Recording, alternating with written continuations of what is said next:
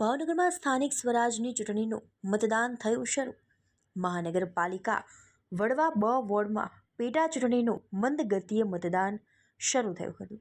Ward number 3ની એક બેઠક માટે 7 ઉમેદવારો મેદાનમાં છે. ચુસ્ત પોલીસ બંદોબસ્ત વચ્ચે હાલ મતદાન પ્રક્રિયા શરૂ.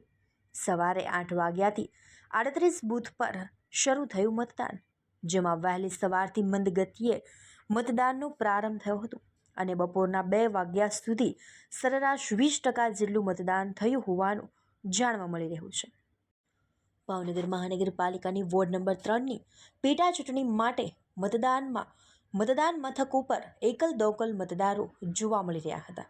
આ પેટા ચૂંટણીમાં ભાજપ દ્વારા એડી ચોટીનું જોર લગાવ્યાનું જોવા મળી રહ્યું હતું અને ધારાસભ્યની ચૂંટણી જેવો માહોલ ઊભો કરાયો હતો, પરંતુ મતદારોને મતદાન મથક સુધી લાવી શક્યા ન હતા.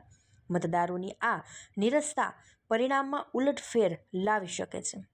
અંતરે ઉલ્લેખનીય છે કે આ બેઠક પરથી ભાજપના ઉમેદવાર ઉપેન્દ્રસિંહ ગોહિલ વિજેતા બન્યા હતા, જેમનું દુઃખદ અવસાન થતાં આ બેઠક માટે પેટા ચૂંટણી યોજાઈ રહી છે.